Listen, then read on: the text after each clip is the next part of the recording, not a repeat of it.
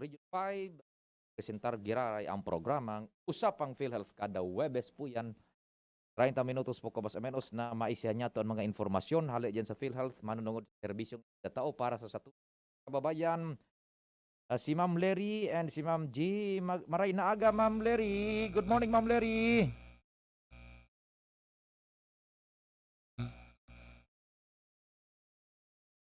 Good morning. Hello. Good morning, Ma'am Lery. Hi, Sir Pio. Magandang umaga po sa iyo at sa ating mga taga-subaybay ng ating programang Usapang PhilHealth sa DCGB. Nagbabalik po kami ni Binibining Gigi para po magbigay ng napapanahong mga kwento at balita about sa PhilHealth. Kasama ko po ulit si Miss Gigi na ron para ngayong umaga. Hello po, good morning po, Sir Pio, Miss Larry, and of course, sa lahat ng ating nagkapakinig ng Usapang PhilHealth sa DCGB. Iyo, no? Binibini talaga. Binibining. Ginang nga! Palapit na kasi sa August. Naalala ko na isang linggo, weeks ago, sabi naman ni Ma'am Lery, stress daw siya. Diba? Kasi hindi nakikita. Hindi nakikita. Sir. Ngayon nakita mo na ba? na-miss kita, sir. Hindi ako nakapag nung last week. May sulat kasi ako dito, Ma'am G and Ma'am Lery, I don't know kung paano ito papakan sa inyo. Siguro, papakisuyo ko kay Ands na Galeroy, kasama namin dito. Dalhin dyan sa inyo. Ito, andito na nakalahad na lahat. Refund lang naman to, ma'am. And meron siyang cellphone number dito na pwede siguro ninyong contact if ever, refund lang naman to ng kuan. And Yes, sir. Kahit naka-indicate. po na lang po siguro dito sa office namin, sir. Oo. Rest po namin. Yeah, naka-indicate naman dito yung mga kuan niya. May 5 buwan siyang na-refund, yung the rest hindi daw na-refund na. Hindi pa na-release. Nandito naman yung mga dates and yung mga records niya. Andito. From Tabaco City po ito. So inuna ko na, ma'am, kasi hindi natin ito mababasa maikli lang yung programa natin. Ipakisuy ko na lang siguro kay Ans na Galero baga. Nadali niya sa inyo. Po, sir. Anytime po. Taga Tabaco po siya. Sige. Pag-usapan naman natin ngayon, isa na naman na M. Sa Usapang PhilHealth. Yan. Sige. Ngayon, di ba, ano mga benepisyo ang makukuha? Halimbawa, ako, member ng PhilHealth. Anong mga benepisyo ang andyan na makukuha natin sa PhilHealth? Go ahead po. Yan, sir. Importante kasi, sir, na malaman ng lahat ng members ng PhilHealth kung ano po talaga ang benefits. Ano, sir, ang advantage na miyembro tayo ng PhilHealth.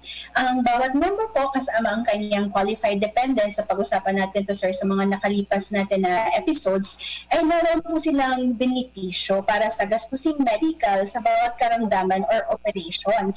Pareho lang, sir, ang halaga ng benefits natin, whether kung ano man po ang type ng or category ng inyong membership, kung kayo po ay direct contributing or indirect, pareho lang, sir, ang ma-avail natin na packages. At kasama din po dito ang ating mga legal na dependents. So, kung ang rate po na applicable sa atin is for pneumonia, regardless po kung anong category at regardless po kung tayo ay dependents, pareho lang po ang ma-avail natin. Tatandaan din po natin, sir, na sa bawat taon, meron pong nakalaan na 45 days na pagpapa-ospital para sa member at additional po na 45 days para din dun sa kanyang mga dependents. So, for example, sir, kung siya ay meron na 4 na dependents, yung 45 days po ay paghahatian ng 4 na dependents. Ang ano man po nalalabis dito ay hindi na po masasakop ng PhilHealth. Ang benefits, sir, na magagamit ng members at ng kanyang qualified dependents, dapat po siguraduhin natin na meron tayong updated na contribution para dun sa ating mga direct contributors.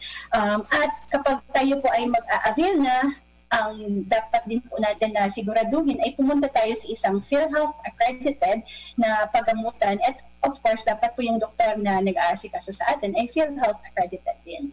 At Kung hindi pa po nauubos ang ating 45 days na para sa na allocation sa atin sa isang taon, ay makakapaggamit pa po tayo. So hiwalay sir yung 45 days para sa member, hiwalay din po yung 45 days para dun sa ating mga dependents.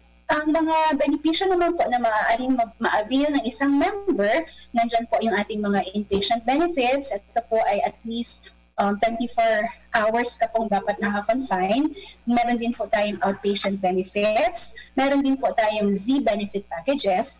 At ang pinakabago natin na addition, sir, ay ang consulta packages na pag-uusapan po natin itong 4 na ito ngayong araw. Ano po yung benepisyo sa mga inpatients? Go ahead po. Yes po. Pag sinabing inpatient po, kailangan po tayo ay na-hospitalize or na-confine. Kaya nga inpatient. Ano po? So, ang inpatient benefits ay yung mga benefits na ma-avail ng members para sa mga sakit o karamdaman na nangangailangan ng confinement na, itong napaka-importante, hindi bababa sa 24 hours. Kapag na-admit po sa ospital ang isang member natin, ang PhilHealth po ay nagbibigay ng tulong na pinansyal para sa room at board, mga gamot, laboratorio, operating room, and professional fees. So lahat po yun nakukover ng PhilHealth benefits.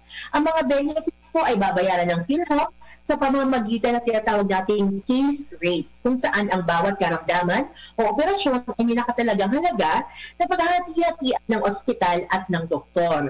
Sa ganito pong paraan, alam ng mga member kung magkano ang sagot ng PhilHealth bago ma-ospital. Diba? Hindi tayo mag-iisip, magkano kaya ang bawas, etc. Narito ang katumbas na halaga ng benepisyo para sa mga top na mga medical cases at procedures na kiniklaim po ng ating mga PhilHealth members through the all-case rate. So mga example lang po ito. Una, yung pneumonia, ang moderate risk, ang case rate po natin dyan, 15,000.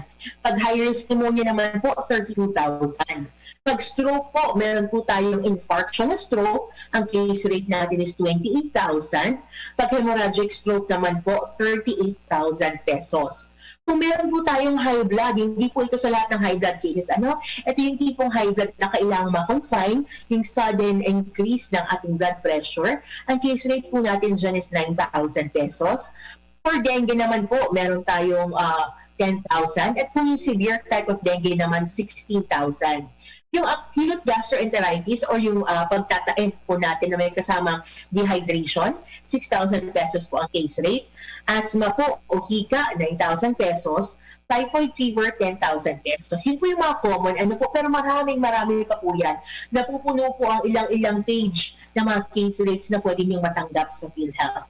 Sa procedures naman po, sa maternity care package at panganganak, 8,000 pesos po. Kung merong mga kasama yan na prenatal care, at 6,500 naman po sa normal spontaneous delivery o yung normal delivery natin. Pag CS naman po, 19,000 pesos po ang bawas sa PhilHealth. Pag dilatation curettage o yung pag-raspa, 11,000 pesos. Hysterectomy, 33,000 pesos. Appendectomy o pagtanggal ng appendix, 24,000 pesos. Polycystectomy or pagtanggal ng abdo, 31,000 pesos. And again, yan po yung mga common lang. Mas marami pa po na pwede kayong ma-avail na benefits sa PhilHealth. O yung mga hindi naman na-confine, outpatients, ano pong mga benefits natin sa PhilHealth? Go ahead po. Ang tinatawag natin sa outpatient benefits, ito yung mga day surgeries at treatment or procedures na ginagawa po ng ating mga accredited facilities, and dahil accredited po sila, binabayaran ng PhilHealth. Ang tatandaan lang po natin, ito ay nagagawa ng mga pagamutan at freestanding clinics na hindi na kinakailangan ng confinement o yung 24-hour na confinement na sinabi ni Gigi kanina, sir. Ang mga ito po ay kasama rin sa mga case rates kung saan nakatakda ang halaga ng benefits na nakamtan. Tulad po ito ng cataract package, meron po tayo na 16,000 pesos per eye po to. Ang package din po natin for radiotherapy is 3,000 pesos. For outpatient blood transfusion, we have 3,640. Ang hemodialysis po or yung ating peritoneal dialysis, ang package po natin dyan is 2,600 per session. Tuberculosis po, we have 4,000. Ito po yung mga directly observed treatment short course, yung TB Docs package natin. Para po sa mga kalalakihan, meron po tayong vasectomy at tubal ligation. That is for 4,000. Ligation po para sa mga babae. At animal bite package naman po is 3,000. For malaria treatment, sir, meron din tayong package na 600 pesos at ang ating outpatient HIV or AIDS treatment package amounting to 30,000 pesos. Yan, meron pala ng sa ano, yung nakagat ng mga aso, pusa, no? Animal bite package. Sir. Okay. Yes po, pero yun po ay makuha lamang sa mga accredited animal bite treatment centers ng PhilHealth. Isa po dyan ang ating BRTH. Opo. Yung ZAY benefit package, ano po yun? Yes po, ang Z-Benefit Package po ay ang mga benepisyong kalaan para sa mga malulubhang sakit na kailangan ng magastos at mahabang panahon ng pagpapagamot. So ito po yung mga mabigat sa katawan, mas mabigat sa bulsa. Di ba? Oo. Ang Z-Benefit Package po ay para sa mga catastrophic diseases natin. Maaari lamang ma-avail ng contracted hospitals. Ito po ay para masiguro na may kakayanan at kompleto ang facilities ng hospital na iyon para maibigay ng buong-buo ang mga serbisyo sa ilalim ng package. So ano po mga example sa mga benefit packages natin? Una po yung ALL or yung acute lymphocytic lymphoblastic leukemia na may package rate, Z-Benefit package rate na 500,000 pesos. Ito po ay pwede natin ma-avail sa BRTTH at sa BMC.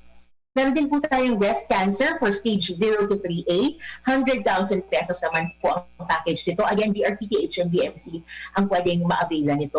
Prostate cancer, low to intermediate risk, 100,000 pesos. Again, BMC and BRTTH din po. Mostly usually mga tertiary, mga government hospitals natin.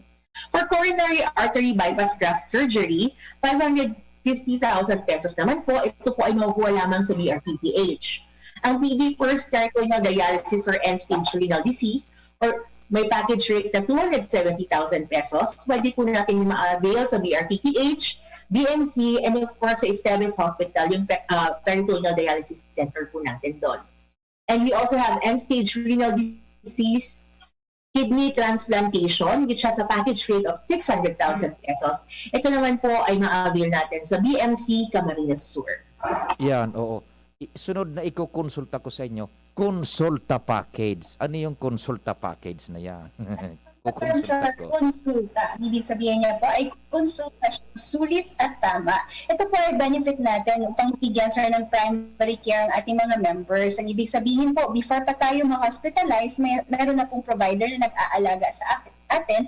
At kung tayo man po ay may mga karamdaman na, mabibigyan po tayo ng mga medicines for ailments like asthma, hypertension, yan. Ang mga benepisyong po ito sir ay magbibigay daan dahil sa mandate po ng Universal Law na bigyan ang lahat ng Pilipino ng primary health care. Ito sir yung pinakamagandang ipoprovide sa atin ng UHC law. So, kumbaga sir, nandun tayo sa stage na before pa tayo magkasakit, ay meron na pong nag-aalaga sa atin na facility.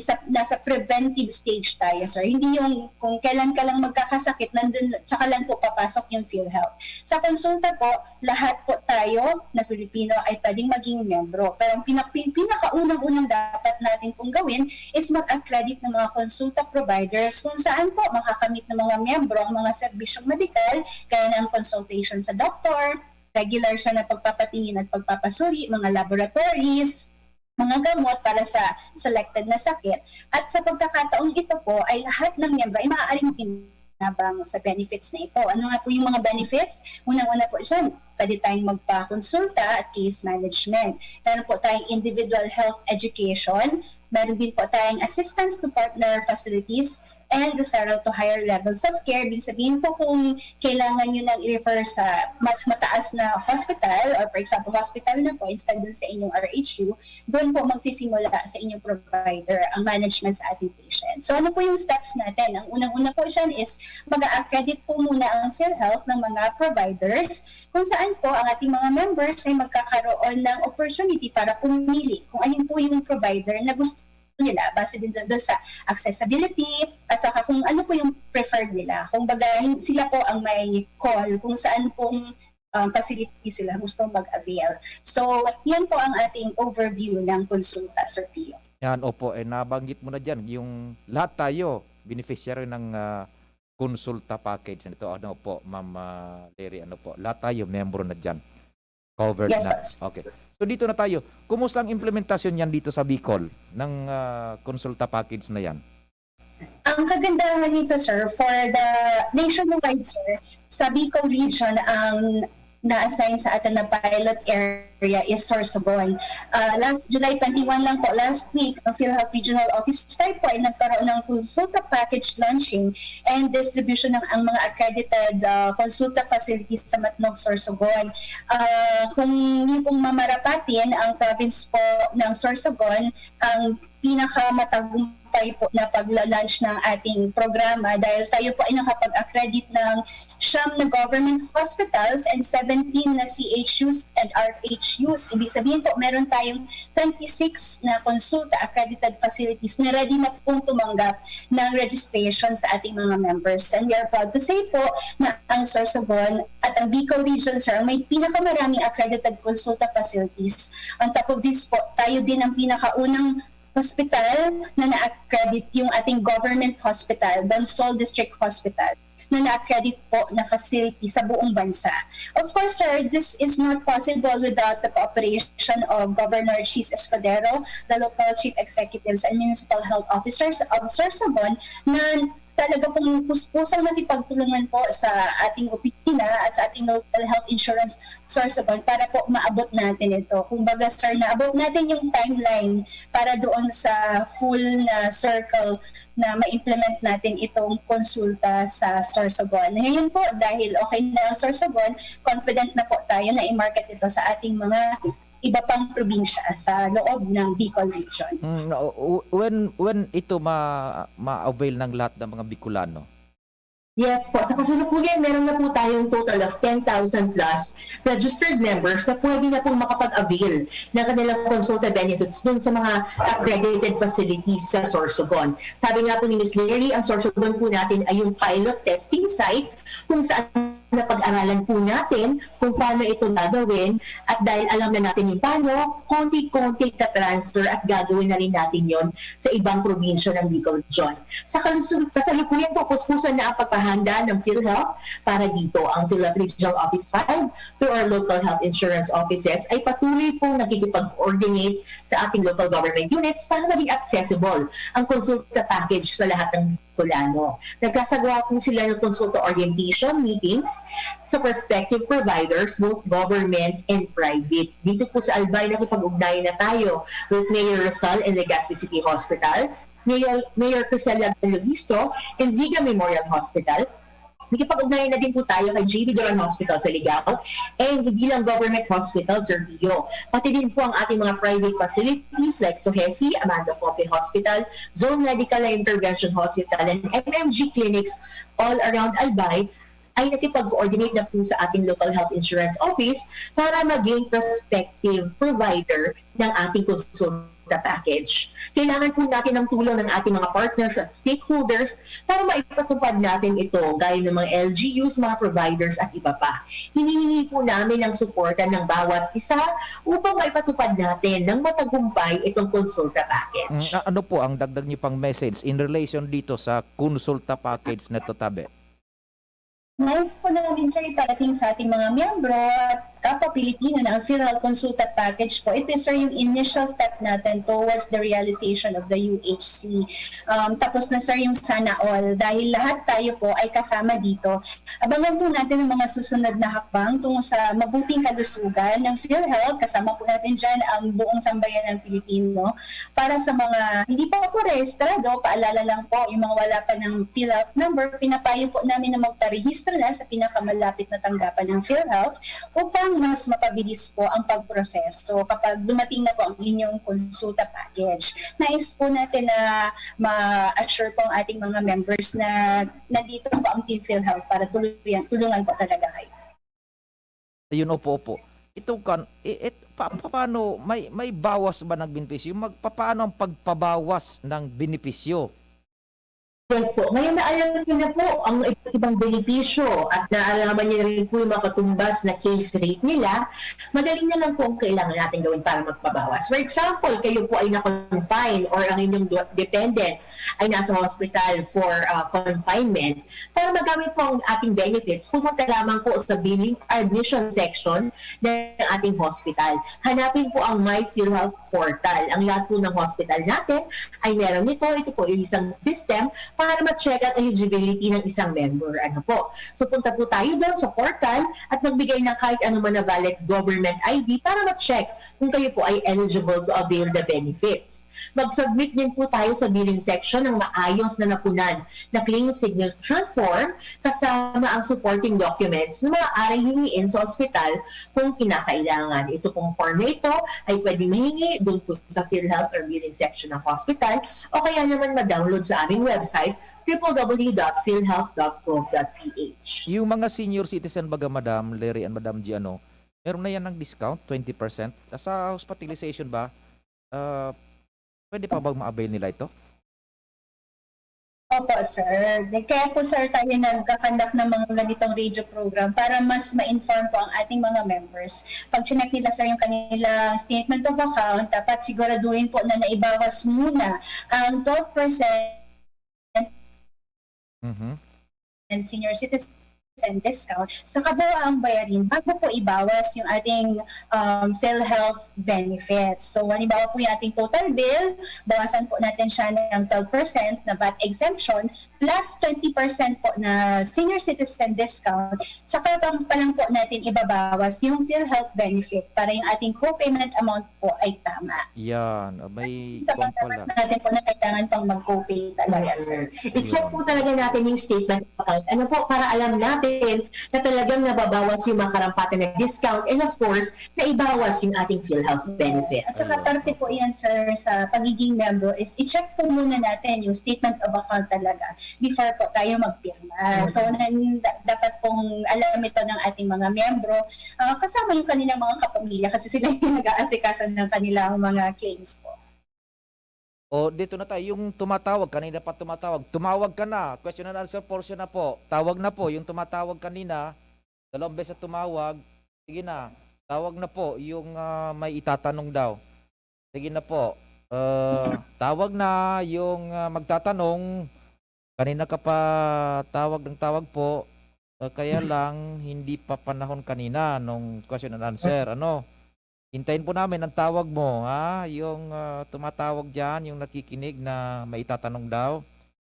Sige na po, yung may call na po, kasi patapos na ang kuhan. O, yan o. Tawag na po.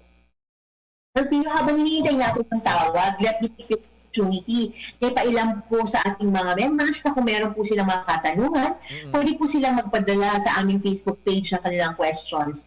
PhilHealth Regional Office 5, Bicol Region, o tumawag sa 24/7 PhilHealth Action Center 8441-7442. Ito po yung Facebook page namin, PhilHealth Regional Office 5, Bicol Region. Ito na, sa Facebook naman mo.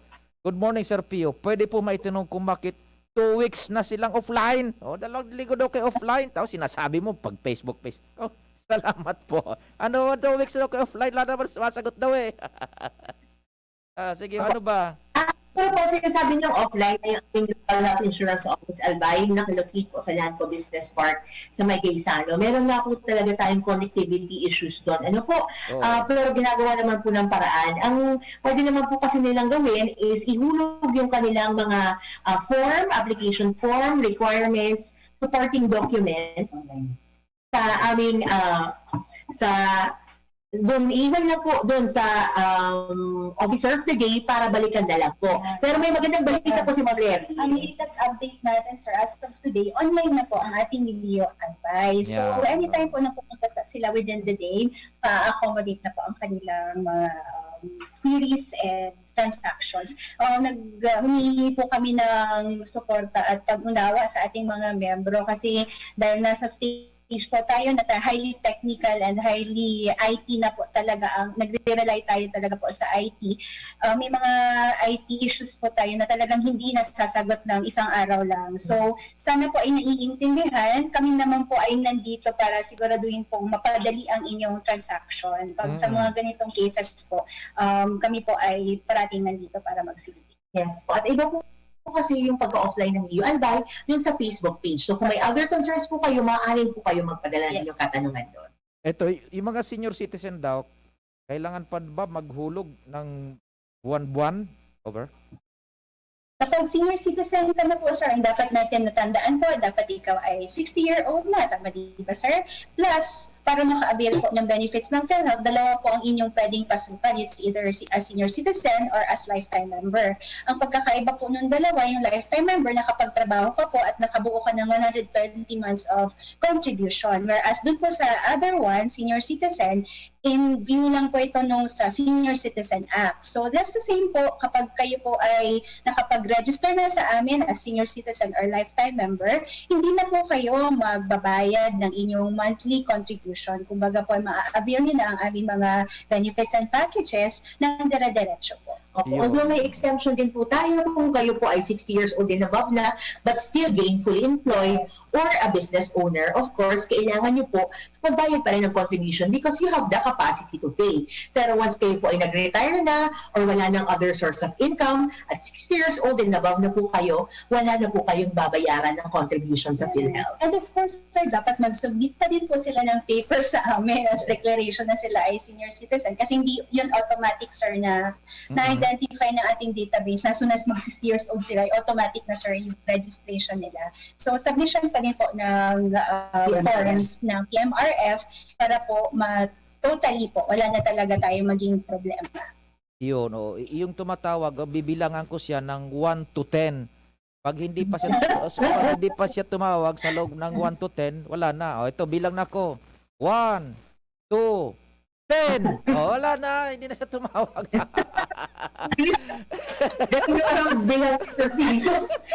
Ma'am Mary, Ma'am G, parting message. Sasagot na yata namin, sir, yung tanong. Opo, baka siya na po yung nag-text. Sige, go ahead po, Ma'am Larry, Ma'am na G, sa parting message. Go ahead po. Yes po, sa ngalan po ng aming Regional Vice President, si RVP Henry Almanon, nais po nating siguraduhin sa ating mga mamamayang Bicolano na patuloy po nakatuon ang Team PhilHealth Region 5 sa patuloy na pagbigay ng dekalidad na serbisyo sa lahat. Kung kayo po ay may mga katanungan, naibigay na po ni Gigi yung ating mga contact details. Samahan niyo po ulit kami sa Usapang PhilHealth sa DCGB sa susunod na Webes, alas 10 hanggang alas 10:30 ng umaga. Dahil sa PhilHealth, bawat Pilipino miyembro, Bawat miyembro protektado, kalusugan ng lahat, sigurado. Thank you so much, Ma'am Gigi and Ma'am Larry. Salamat ka sa inyong pag-antabay. Amang Diyos ang magbantay. Inyong napakinggan ang programa Usapang PhilHealth. Makinig muli sa susunod na Webes, alas 10 hanggang alas 10:30 ng umaga,